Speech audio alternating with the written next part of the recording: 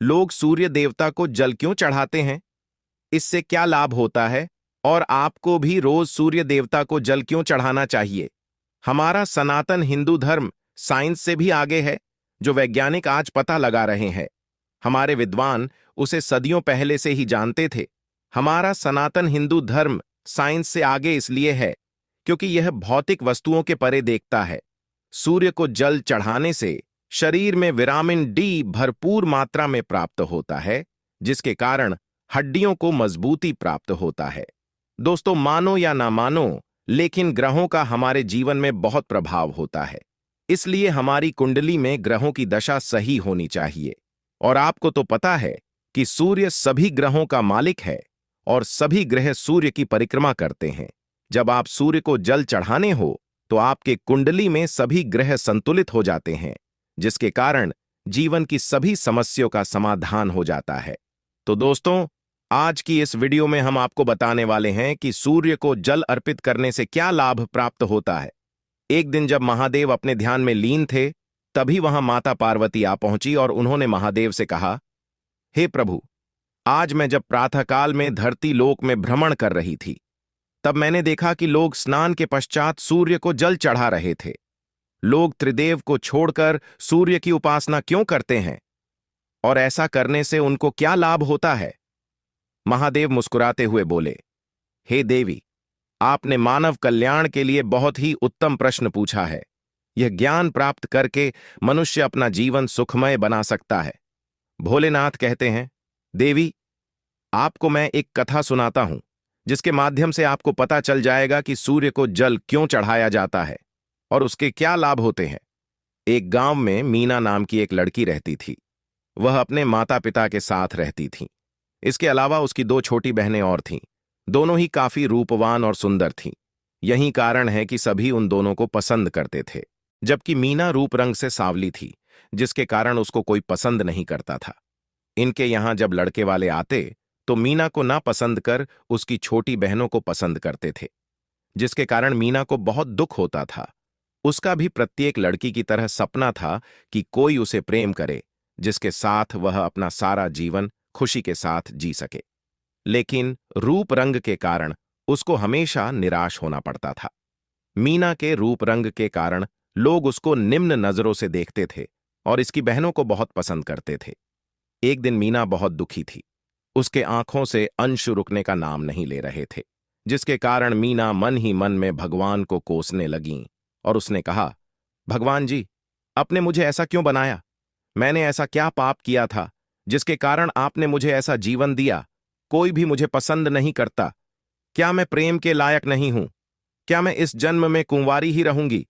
मीना दुखी होने के कारण नकारात्मक विचार कर रहा था और अपने किस्मत को कोस रही थी। तभी उसके घर एक साधु महाराज भिक्षा मांगने आए। उनकी आवाज सुनकर मीना साधु के लिए भिक्षा लेकर बाहर निकली और साधु को भिक्षा दिया।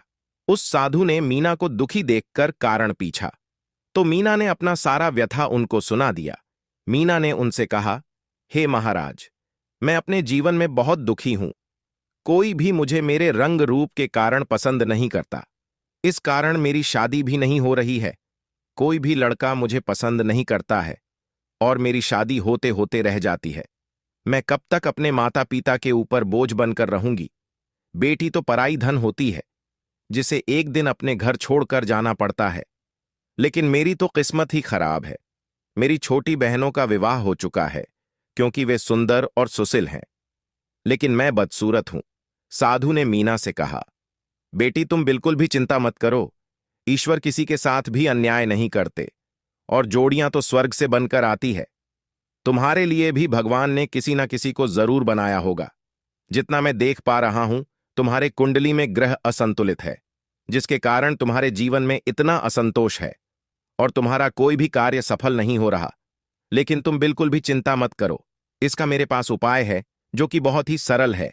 तुम्हें रोज सूर्य देवता को जल अर्पित करना होगा। सूर्य सभी ग्रहों का मालिक है, जिसके कारण जब तुम सूर्य को जल अर्पित करोगे तो तुम्हारे कुंडली में भी सभी ग्रह संतुलित हो जाएंगे और तुम्हारे जीवन में जितनी भी समस्याएं हैं वे समाप्त हो जाएंगे। साधु ने मीना को आशीर्वाद दिया और वहां से चले गए। मीना ने रोज सूर्य को पानी अर्पित किया, जैसा कि उस साधु ने कहा था। 1 महीने के बाद ही मीना ने अपने जीवन में बदलाव को देखना शुरू कर दिया। उसके सभी कार्य सफल होने लगे और सूर्य की पूजा करने के कारण उनका तेज मीना में दिखने लगा, जिसके कारण मीना अत्यंत सुंदर हो गई। उसके माता पिता और सभी लोग यह चमत्कार देखकर दंग रह गए कि ऐसा कैसे हो गया। मीना के सुंदर होने के बाद अब सभी लोग उसको पसंद करते थे। एक दिन जब मीना एक बगीचे में सैर कर रही थी, तभी एक राजकुमार की नजर मीना पर पड़ी और मीना की सुंदरता देखकर वह राजकुमार मंत्रमुग्ध हो गया। अगले ही दिन वह राजकुमार मीना का हाथ मांगने उसके घर चला गया। सभी लोग यह देखकर आश्चर्य में पड़ गए। किसी को यह यकीन ही नहीं हो रहा था कि एक राजकुमार उसका हाथ मांगने आया है। मीना के माता पिता तो खुशी के मारे फुले नहीं समा रहे थे। कुछ ही दिनों में मीना की उस राजकुमार से सदी हो गई और मीना का जीवन पूरा बदल गया। मीना की कहानी सुनकर लोगों ने भी सूर्य देवता को जल अर्पित करना शुरू कर दिया। महादेव कहते हैं, देवी, अब आपको पता चल गया होगा कि सूर्य को अर्घ्य देने से क्या लाभ मिलता है। यही कारण है कि लोग सूर्य देवता को प्रतिदिन जल अर्पित करते हैं। तो मित्रों, आपको यह कथा कैसी लगी? कमेंट में जरूर बताना और मैं आपसे मिलता हूं अगली वीडियो में। तो वीडियो को लाइक करें और चैनल को सब्सक्राइब करें। धन्यवाद।